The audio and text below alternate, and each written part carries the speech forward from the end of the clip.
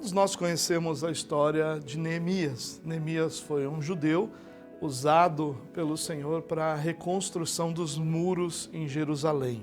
As cidades daquela época elas eram distantes uma das outras e elas todas eram protegidas por muros. Durante o momento em que Jerusalém foi atacada, esses muros foram derrubados e Jerusalém ficou sem proteção por muitos anos.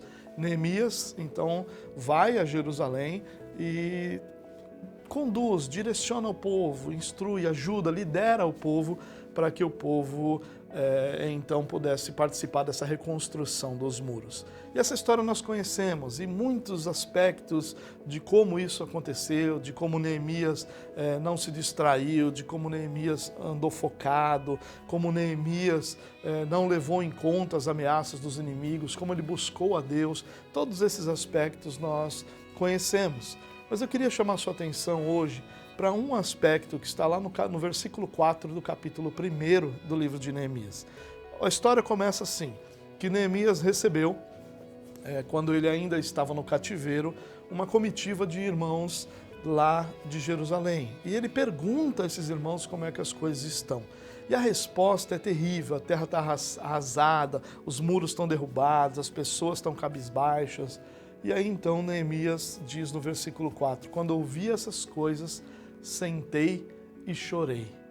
E aí depois disso ele vai orar a Deus e ele vai esperar o tempo de Deus e vai conduzir o povo na reconstrução desse muro. Mas o grande aspecto que eu gostaria de enfatizar aqui nesse momento é Neemias só se movimentou porque o coração dele foi movido por compaixão com a realidade que estava em Jerusalém.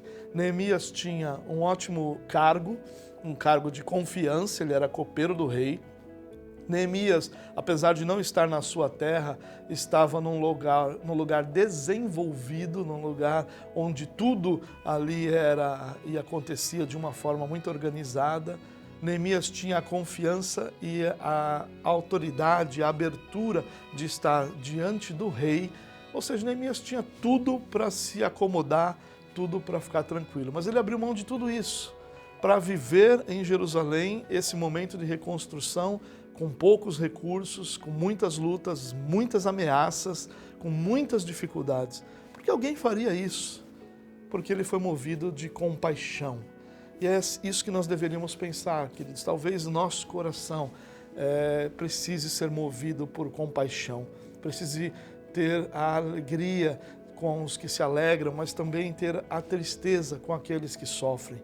Muitos ao nosso redor sofrem e nós não nos movimentamos em direção a ajudá-los, porque o nosso coração não tem sido movido a isso por compaixão. Pense nisso. Que Deus te abençoe e um ótimo dia para você.